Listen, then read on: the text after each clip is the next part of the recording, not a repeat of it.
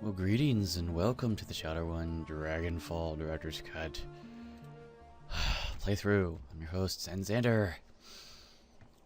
I probably shouldn't have bought that second cyber deck right away, and I'd have that 1,000 to play with, and then I could, probably have bought a piece of armor or something. I'm really thinking that decking is gonna be a side thing. It's not really gonna be focused on a whole lot because this game doesn't really focus on it like it's the first game, and this is the engine. So where were we? Oh yeah, we have to talk to this dude. So and here's my drone. It looks like the dog was on a wheelie, like he had no legs. Angel's expression is harder than you've seen it before. When he speaks, his voice is grim. Iger's told me of Grimwinter's death. She said that he died in the same way that Monica did. She shouldn't have done that. Speaking for the team is my job, not hers. Don't be too hard on her. The sight of Winter's body has shaken her to a considerable extent. She also mentioned that you found something in Winter's safe. A package full of very old discs. May I see them? Yeah. He lifts the discs from a bundle and holds it up to the light. Slowly he begins to turn his hand, causing rainbow patterns to shimmer across the surface. I haven't seen one of these since I was a boy. This is a DVD rewrite, a data storage medium from the mid-2000s. I'm amazed that Winter was able to find a device that could play it. You know how we can read these things? He puts down the DVD in the hands and quickly inspects the other. The first disc that I looked at might be readable. The others are damaged, some severely so. I have my doubts about them. For now, let's concentrate on the undamaged disc. There's a little shop outside the data haven. Talk to the proprietor, Marlete Hoyle. She might be able to help. Tell her to put the cost of the device on my account. I'm on it. Talk to Malt about playing back DVDs.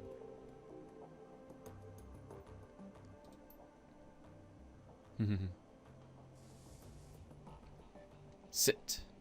Play dead. Seems he doesn't know that one. Well, if you pet him, he follows you, and I guess you can tell him to stay put after that.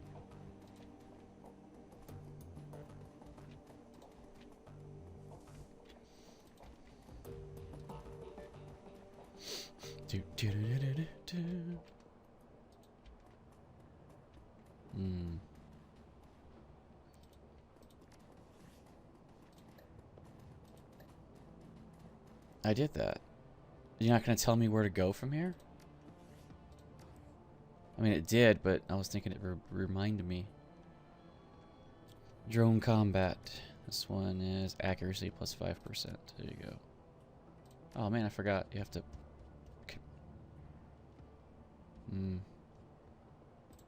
That first. Okay. Talk to Malt. Malt. I'm not quite sure where that person is.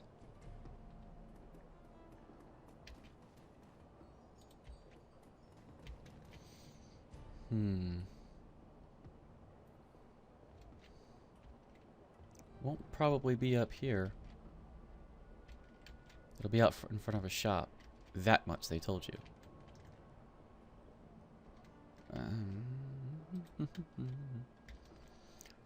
Probably down in the little shop areas. So we grow our own vegetables down here. Malt.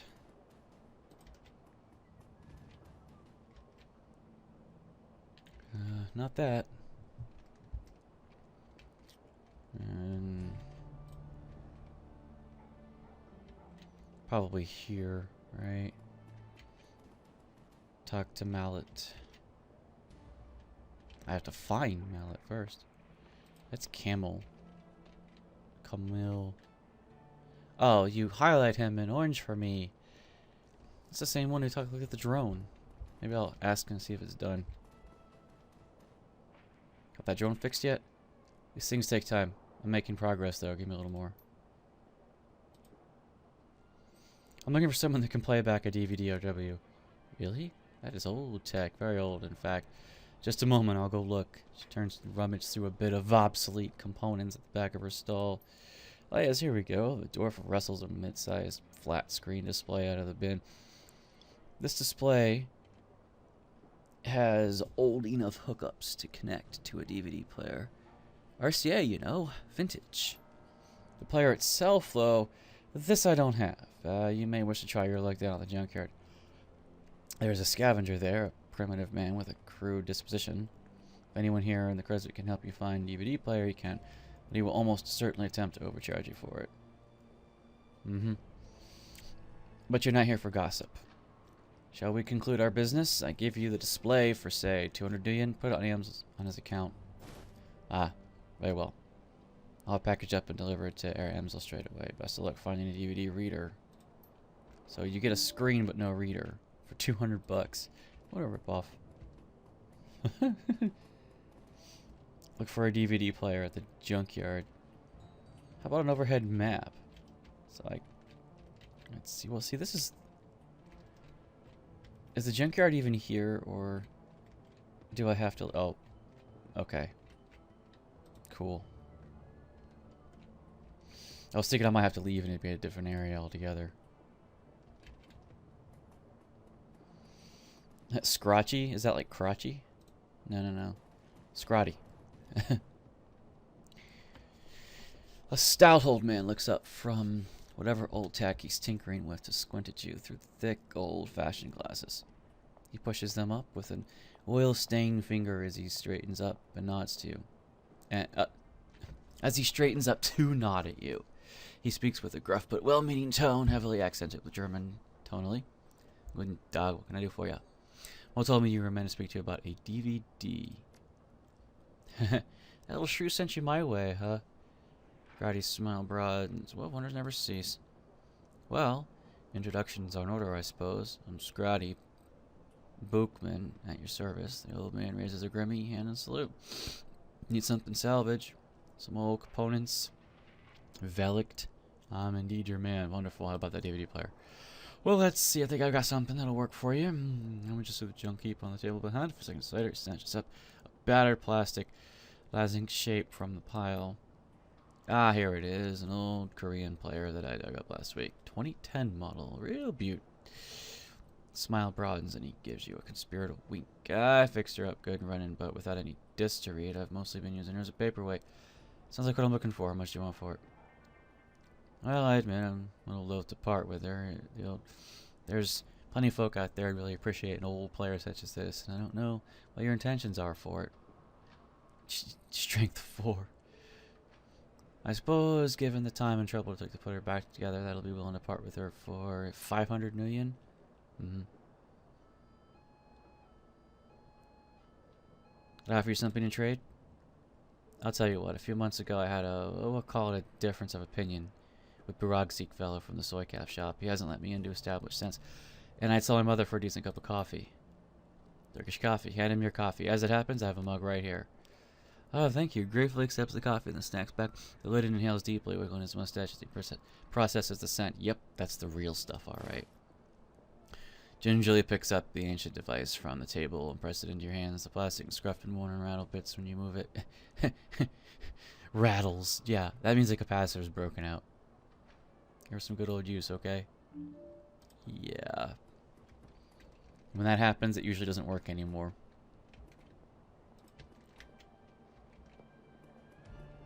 There's usually something broken inside.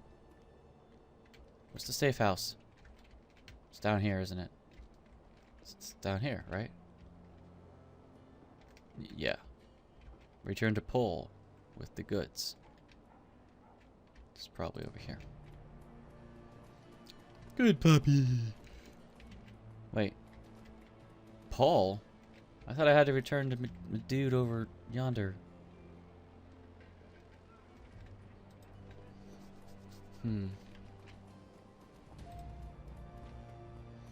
This isn't orange, so who knows?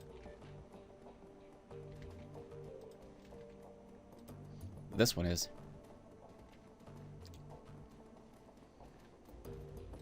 Oh,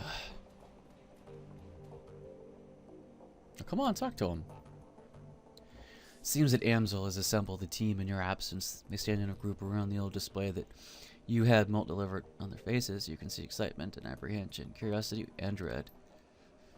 Steelfleet, have you procured a DVD reader? I have it right here. Good. This should only take a moment. Amsel disappears behind the ancient display. After a few minutes of fiddling with the battered inputs, he reappears, a satisfied look on his face. Everything seems to be functional. This disc should be ready to play. But don't keep us in suspense. Start the damn thing already. Steelfleet wants the trouble of fetching everything. Let him do the honors. He sits back, clearing a path for you to access the antique machine. Okay.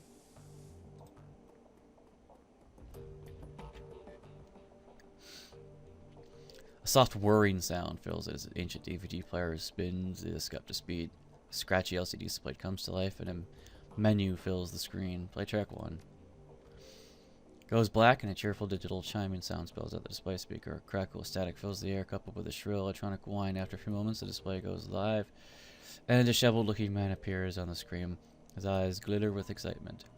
Timestamp on the screen is 2034. Really? September 15th? Hi, Ermk, I think we found her. After all this time. First wish, I knew she wasn't dead. His speech is jittery. You can hear the urgency in his voice. She survived the Dragonfall, just as I always said. I knew it, and I was right. The screen explodes into static, and the electronic whine in the background sharpens to a needle-like pulse of high-pitched sound. Somewhere in the background, Dante lets out a low whimper. The screen clears in the excitement, and the excited face goes to the screen that was before it. The words spill out of him like a breathless tide. Taking a team into the SOX to retrieve her, the radiation be damned. We'll take the appropriate precautions, of course, but we must go. Ermp, I think the body may be nearby as well. Somehow she has survived for all this time. It's probably the dragon. Yeah, like she's like hibernating. The screen explodes into static again, then clears. May not be back for some time. Look after Mom, okay? I worry about her. And Ermp, stay safe out there. I know that things are heating up in Berlin, and I know you. Student protest, civil uprising, you'll be in the middle of it, I'm sure. Just stay safe, alright? And I'll do my best to do the same. You don't know what's going to happen when I step into the SOX, but I do know one thing. If the Fire Wing is still a danger, I will put an end to her once and for all. Ha, I told you. Goes blank and the background whine fades. Play track 2. Screen goes black and then a figure appears on the screen. Your late client, Green Winters. His elbow is planted on the table that he's seated in, and his chin rests on his palm. The other hand is wrapped around a bottle of cheap whiskey. The timestamp on the video reads 53, December 25th. It's Christmas time. Found a message Adrian left me all those years ago. Got it cleaned up as best I could. Strange hearing his voice again. He pauses, takes a long pull of the bottle. It's good to hear him, even if he did insist on calling me Hermai. Dr. Adrian Vauclair, the hero of the people, the Dragon Slayer, my brother. He grimaces and rubs his eyes. Hard to believe it's been almost 20 years. Alright, so I'm going to start recording these DVDs again. For me, for Adrian, forever might wind up watching them. Every time I do this, it winds up feeling like a waste of time, but I keep doing it anyway, on the off chance that I'll find something important. If I stumble upon the clue that'll lead me to my brother, I know that I'm going to wait for him. I know I'm going to want it on film. I've been doing this for almost 20 years now. After all, no sense in quitting now. Christ, 20 years, all the time, and still no leads. Even with all my contacts and my resources, he takes another long swallow of cheap liquor. Even with my legendary bullheadedness, I've made no progress at all. I haven't heard up a single goddamn thing. Want to hear something funny? The closest I've got to a clue was a rumor. Apparently a team emerged from SOX a while back. Nobody's clear on the date, but, and get this, he leans into the camera and gives a conspiratorial wink. Supposedly, they vanished without a trace. He upends the bottle, drains it, slams it back down the table. His eyes are rimmed with red.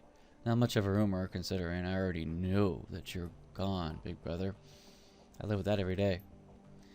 Abruptly, Winters leans forward and reaches for something off screen. The display goes black. Play track 3.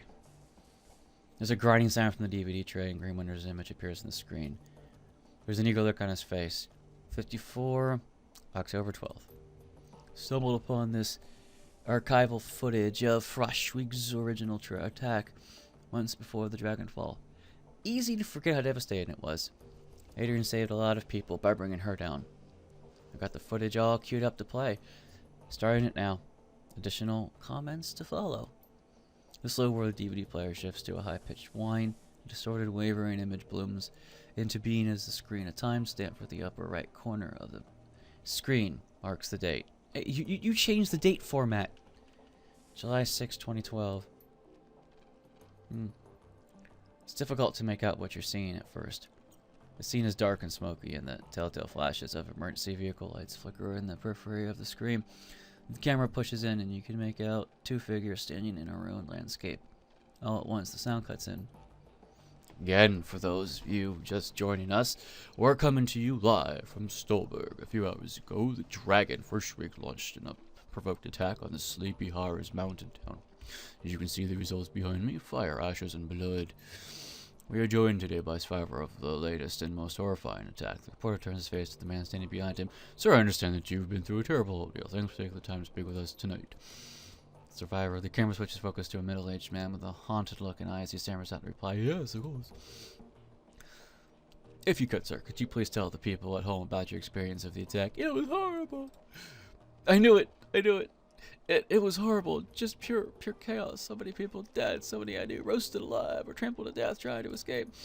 My own house was burned to the ground during the attack. My family, we have nothing left now. You all made it through the attack, though. Your wife, your kids. Yeah, we all made it. Thank God. We rode out the attack in a small shelter. Me and my wife and our 2 daughters. The shelter protected us, but the heat was just unbearable. We couldn't have stayed in there much longer than we did. How long will you hold up in there? 3, maybe 4 hours? I don't know. We just stayed inside until the heat died down and the screaming stopped. What happened at that? Well, when I was over, when the air cooled down. The reporter nods. The man continues. We stepped outside, and there was nothing left. Just smoldering wreckage and this cleansed cloud of black, oily smoke and the stench of the air. God, the smell. It smelled like roasting meat. There's a long pause from the tortured look on his face. You can tell that the man is struggling to decide whether or not to continue speaking. Eventually he does. My girls, they found what was left of their nanny outside. Her body, what was left of it, was slumped against the shelter door. I keep telling myself that I couldn't hear her pounding to get in, but it wasn't true. I could. I just continued to I just couldn't bring myself to open the door. I couldn't risk my family like that. Not for her, not for anyone. Thank you, sir, for taking the time to speak with us. Yeah. You heard it right here, an absolute chilling account of tonight's attack. Again, the town of Stolberg has been reduced to ash, another victim of the fire ring. Stay with us for more up-to-the-minute reporting on Freshwood's reign of terror. Green Winter's face appears on the screen. Okay, it's time for a new approach. Adrian's a complete dead end. That much is pretty clear by now. So, I'm going to do some digging in Freshwood instead. On Freshwood instead. Let's see where that goes. Play track 4. The timestamp is 54 October 31st. Well, it was a bust. Like progress on Firewing either. Shakes his head. I don't know. It's weird. The information is there. It's just wrong somehow. It's too well laid out. Too simple. Real life is messy, and this feels a little too neat. That's not the only thing that's nagging at me. I'm getting that tingly feeling all up and down the back of my neck again. It feels like I'm being tracked. I'm no Matrix hotshot like Clockwork or Schaffer, but I'm good enough to know when someone's on my scent. Gotta install some new security measures. Can't be too careful. Track 5. Well, it's Green Winters, 54, November 9th.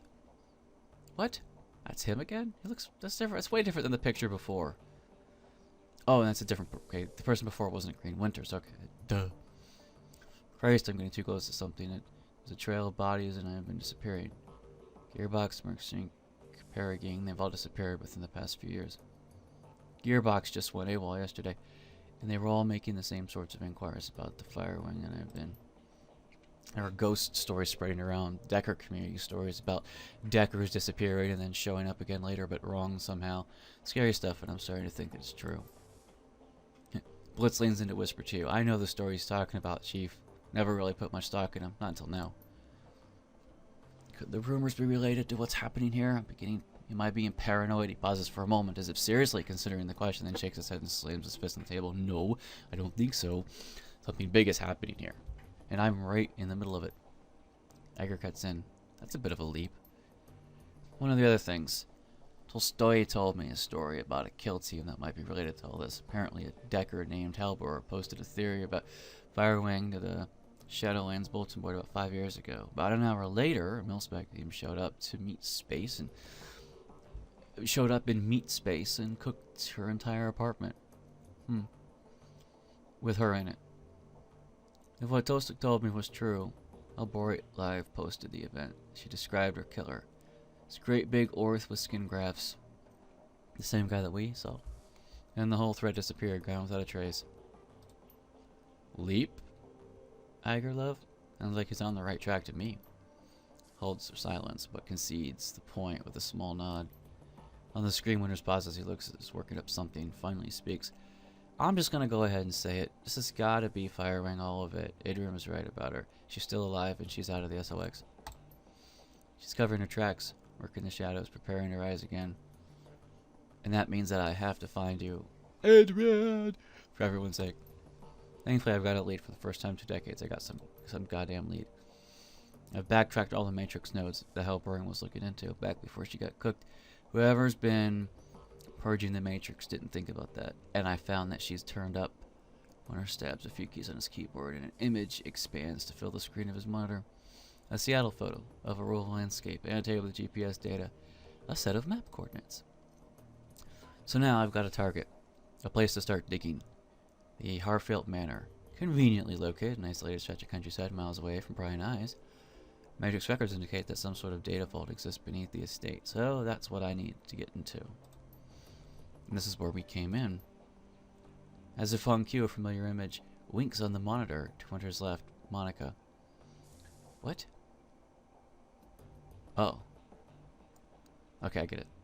I think I'm gonna tap Schaffer for this job. She's got skills to bypass whatever security they're running out there, and she's gullible enough to take the job on in the first place.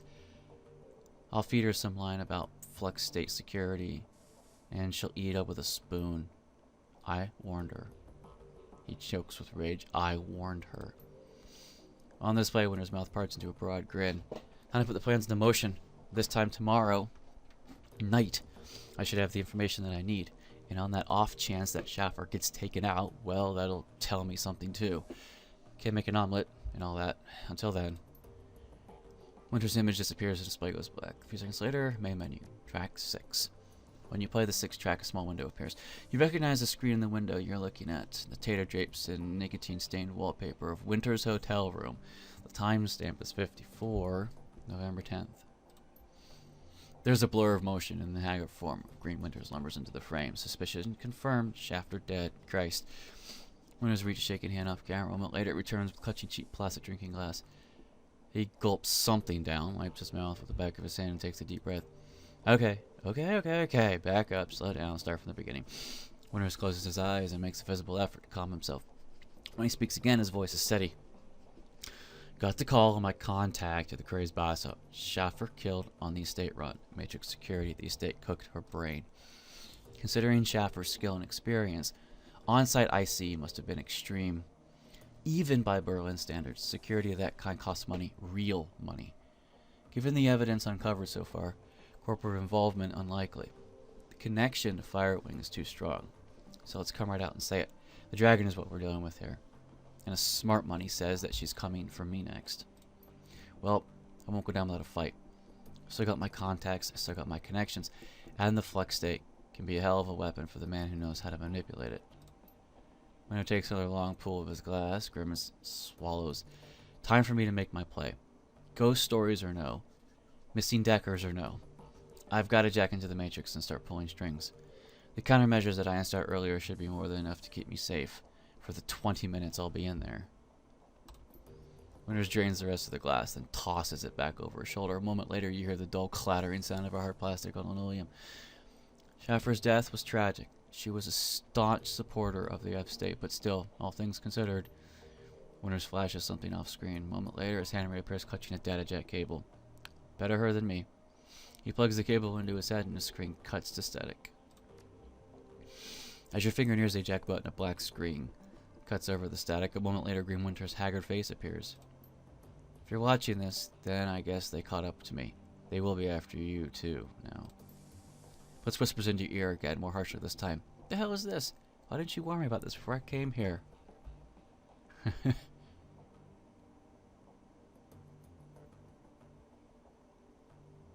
We didn't know. Not exactly. Not exactly. I didn't come here to get haunted by a dragon. I'm not even part of this. You are now, whether you like it or not, so quiet down and stop bothering him. Whoever you are, whatever you think you're after, you need to find Dr. Adrian Vauclair. Not because he's my brother. I thought Adrian was a woman's name. Because if Firewing is rising again, he's the only one who can stop her. You've seen what happens to people who get too close to this. I'm dead and dozens of the others have died. You'll be next, unless you can find Adrian. Cuts back. The DVD slides out of the reader. Well, there you go. The room goes quiet as everyone struggles to process what you've just seen. Finally, Dietrich breaks the silence. A dragon, son of a bitch. Green Winter set us up against a dragon. The Firewing. His voice is thick with dread. She lives. I'm really starting to regret the fact that I didn't just stay at the hotel. Iger ignores him. Wait a sec. We don't know for certain. Dietrich lays a hand on Iger's shoulder. The evidence seems pretty convincing to me, love. I'll even take it a step further. I think that secret facility we stumbled upon was her lair. The room falls silent. Iger and Glory exchange glances. After a moment, Dietrich continues. Just think about it. The Decker that Winters got those coordinates from was posting about Firewing, and she was killed by the same orcish bastard that attacked us after Monica died. That's a direct link between the dragon, the scarred orc, and the Heartfelt Manor. And then Winters was killed by the same thing that killed Monica. Exactly. My gut tells me that the dragon is down there, Steelfleet. Someplace far beneath the surface. I think that we knocked on the door to her lair without even knowing it, and I think that given what we've seen, the dragon will do whatever it takes to keep us quiet about it. Okay, going on the assumption that there is a dragon, and that she will come after us. What do you propose we do about it? Keep it simple. We head back there, kick in the door, and kill the dragon. I'll tell you what we're going to do. We're going to follow Winter's advice. We're going to find Vauclair. Yes, Steelfleet is right. Finding Dr. Vauclair should be our priority. If we're going up against a dragon, we need to find ourselves a dragon slayer. Winter spent 20 years searching for Vauclair, and it got him nowhere. How do you suppose that we find him? With the help of an information broker. I'll go talk to Altog then. For this? No. Well, Herr Bergschag's German name is very capable. Task of this magnitude is beyond him. We need to make contact with a premier information broker in Berlin. We need to talk to Alice. Blitz scoffs at Amsel. Alice? Best of luck. And I hope that you're rich. Amsel raises an eyebrow. For this? Rich enough. Even if only just... Who is this Alice? A most prominent figure in Berlin's shadow community. Shockwell intrigue. God, names! She provides information retrieval service for the F-State. Amsel turns to the computer console behind him and runs a finger over a virtual keyboard. The machine begins to hum. If Winters was right, if Vauclair is still alive, she can help us find him. The console spits out a stick of black plastic. Amsel plucks it from the computer and hands it to you. Here, your key to speak with Alice. The cred stick? Unencoded cred stick, yes, 10,000 Nuyen. Alice will not show her face for less. This represents the last of my personal savings, Steelfleet. Make the meeting count. Where do I need to go? Take the U-Bahn to the Altstand Spandau. There you will find a connecting tube to the locals referred to as Rabbit Hole. You will find a method of contacting Alice there. Don't call that in front of her, though. Word on the street is that she hates it. Please hurry. While you're out, I will work on acquiring new contacts for the team. Alice is the best there is at what she does, and her services carry a price tag to match. New objective. Take the U-Bahn to meet Alice. Game saved.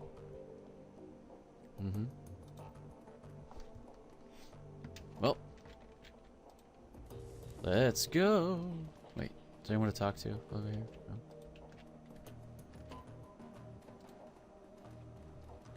Give my drones more hit points, more accuracy. I probably should sell the gun I have, but I'm a little worried that my drone is going to cripple, and I don't have drone repair kits to give it HP. I'm not quite sure where to buy those. Maybe this... Oh, but I don't have any money. That's right, I spent all my money. It doesn't tell you how much Nuyen you have. Yeah, it does. Maybe not. I only have 1 armor still. Yeah. How is my essence 5 now?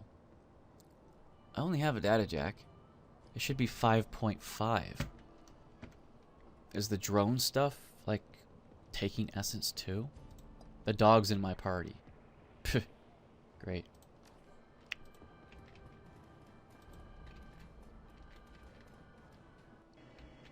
I guess you can take the puppy. He's not a puppy, damn it. Yeah, he is. All dogs are puppies. Look at the puppy. The rabbit hole. The black hole. Oh, here we go. Arcade machine. The only active console in this derelict span of U-Bond platform is an old video arcade machine. The CRT monitor set into the machine's cabinet glows invitingly. Cheerful pixelated graphics rolled into the screen. At the base of the control panel, you find a clearly hidden input port. The port is shrouded in black plastic, and it appears to be the approximate shape of a typical cred stick. Amstel's encoded cred stick.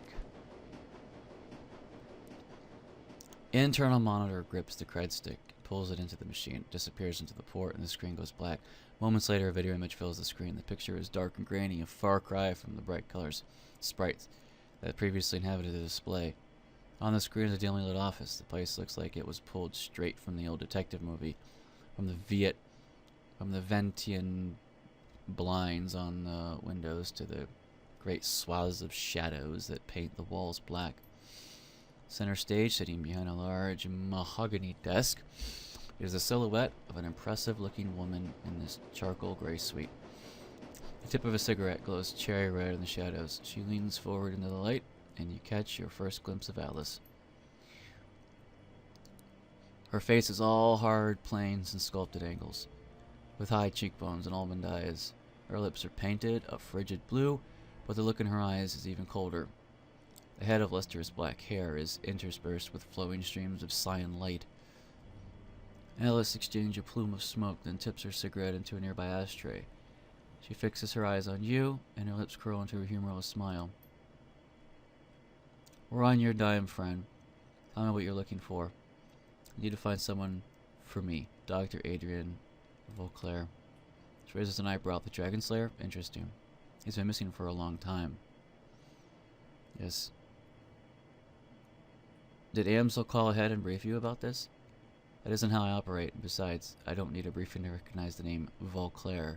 She taps the painted fingernail on her temple. Trivia is a passion of mine. Decking 4. Speaking of trivia, Alice, I think that I might know who you really are. Oh? Alice leans towards you, her smile spreading into a predatory grin. Do tell. There was a member of Echo Mirage named Alice. Alice Heifer. She died back in 2029 fighting the crash virus. Rumor has it she still exists in the Matrix, still calling herself Alice, too. Interesting theory, but I fear that my price to confirm or deny would be far well outside your price range. Leans back in a chair. For now, let's get back to the business at hand. Let's. Alice steeples her fingers. Yes, I know what steepling your fingers means. Alright, here's how this is going to work. When you give me the go-ahead, I'm going to start gathering information for you. Once I've finished, you're going to bring me a cred stick encoded with an encryption key that I'll provide you. That cred stick will have 50,000 Nuyen on it. When I get my cred stick, you get your information. This is the deal, take it or leave it. Price gouging, huh? For a neo-anarchist, you behave an awful lot like an old world profiteer. She smiles at you sweetly. I wasn't aware that there was a difference between the two. In all seriousness, I'm charging you what the job is worth. Do you know how much work it takes to find Digital Ghost? There's going to be a wet work. There's going to be wet work. Breaking into government archives. Hell, I might even have to commission an expedition into the SOX. There's a serious undertaking, friend. Now, do we have a deal or not? Alright, Alice, it's a deal. Okay, but remember, you say go, and I go. From that point on, you're on the hook to pay me my fee. No turning back, no refunds. Are we square on this? Yeah, we're square. Good. I'll be in touch. Screen goes black. Moments later, the machine reboots. The colorful sprites that you saw when you first approached the arcade cabinet return. There's nothing more to see here. Alice is gone. Objective complete. Is there anything to search around here? Ooh! Pick up some shit. Nice. Oh, not real shit, but... Item added. Hyper. Someone dropped some drugs in the bathroom. It's awesome. Hey, look. Graffiti. It says Arabic stuff. And messy Arabic stuff. And probably scribbly German cursive that no one can read except if you were a native German speaker and reader. Then you could identify the scribbles and scrawls as, oh yes, I recognize that alphabet. Like... Well then, he's going to have a surprise. 50G. We owe her 50G. I ain't got that kind of money. Hell, I ain't got any money.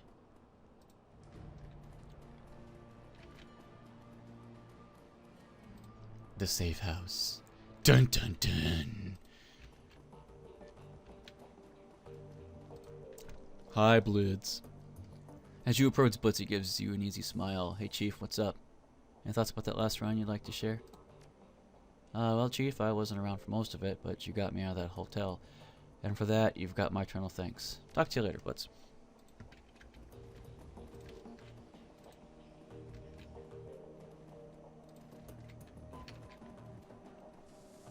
Paul ain't gonna like it, but he probably expects it. Steel Fleet, did you make contact with Alice? Yep. She accepted your payment and ordered the search for the information we need. Very good. I can't imagine this will be cheap. What's Alice's stating price? You're right on that count. 50,000. It's about as I'd expected. Thankfully, we're prepared for this. I've established contact with a number of new clients. You can find information on the jobs logged in your mission computer. One job's file is there already. While you're doing work to earn Alice's fee, I'll continue to dig for clues about Firewind. If she is in fact roosting under the Hartfield Manor, then there must be some evidence to support that fact. A dragon's large is a thing to hide. A dragon is a large thing to hide, after all. Be careful, Paul. Remember what happened to Monica. I will never forget. Don't worry, Steel Fleet. I'm going to conduct my investigation the old-fashioned way, through contacts and deduction and careful observation. I will not jack into the Matrix until this entire sorry episode is finished. That's probably wise. Speaking of doing things the old-fashioned way, Mollet is working to recover information off those other DVDs. It's a painstaking process, and it'll not be quick. She's optimistic that she'll succeed in time. Finally, I've been checking up on our friend, the orc with the skin grafts. I haven't heard anything back yet, but I'll keep you appraised as the situation develops. Sounds good, Paul. I will check up on those jobs. One last thing before you go, Steel Fleet. Samuel Beckenbauer wants me to pass a message to you. Do you know him? The orc who runs the shelter across the way? Yeah, we met. Well, he has a job for you. He wouldn't discuss it with me, but he promised that it would prove worth your time. I'll keep that in mind. Well, new objective. Objective complete. New objective. Raise 50,000 million. Well, I could take to him first and then take this over here. Okay, puppy. Stay. Oh. Well, I could check out to see what the job is and then probably call this an episode. I don't think we'll have enough time to actually do the episode. Decking 4 lets me open up some dialogue options, but I shouldn't have bought the new decking, the new deck. I would have had a lot more money to play with right now. And I would have paid him his $350. Hello again. What can I do for you? How did you want to talk about a job? Oh, yes, thank you for coming so promptly. He takes a deep breath, slowly releases it, and looks into your eyes. Tell me, what do you know about the Humanist Poet Club? They're an anti-meta-human hate group. The largest and most well-funded of its kind. The investigators of the Night of Rage and the enemy of everything that I stand for. Keep talking. Yesterday, I overheard one of my assistants talking on his comm. He was yelling, clearly agitated. I questioned him, and he confided in me. What he told me made my blood run cold. Let me guess where this is going. Humanus is planning on something, an attack of some kind. Yeah, I believe so. The Berlin chapter of Humanus is arranged to acquire a large shipment of an extremely hazardous chemical. Their leader, Vauclair Stahl, is a vicious ideologue. It goes without saying that whatever he intends to do, it won't be good for us. I want you to infiltrate the smuggling operation, that is, delivering the shipment. Once you arrive at the humanist compound, you will find out what they're planning to do with the chemical and put a stop to it. Race, non-human. What makes you think they'll talk to me? I'm no more human than you are. Many of the smugglers are metahuman. If you travel with them, humanists will allow you into their compound. The rest will be up to you. What would humanists deal with a metahuman-run operation? Presumably because they're the best option available. Stahl is nothing if not pragmatic. If not a pragmatist. He will work with metahumans when it suits him to do so. When he's finished with them, he'll discard them and move on. Wouldn't it be easier to just hijack the shipments? Why allow it to get into the humanist compound at all? Shakes his head. No. Stopping the shipment would not stop humanists. They would just merely acquire another. For a pack of snarling racists, they are extremely well funded. Well, let's talk compensation. What does the gig pay? Etiquette social. Man. Damn, I wish I had that. You have contacted sister organs across Berlin and taken up a collection between us. We've raised 20,000 yen as payment. I trust this will be sufficient. I'll do it. Cut me in. Excellent. I'm relieved. I'll make the arrangements for your meeting with the smugglers. Their leader is an elf who calls himself Maxim. Take the U-band to Shocksix and you will find him waiting there. Best of luck to you, Steel Fleet, and good hunting. I know that you're going to do great things for the metahumans of Berlin. Your efforts will not go unrecognized. New objective. Well, I'll probably have to get my team together.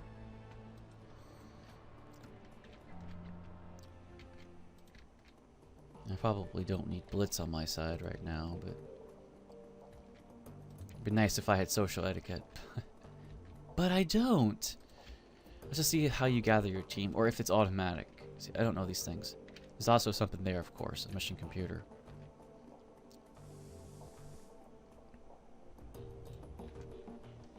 This isn't the best of times. Come back later if you want to talk.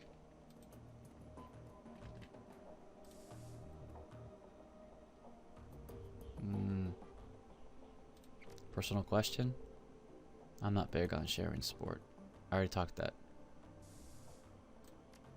Yeah, I already did that. So there's nothing really new to talk to people about here.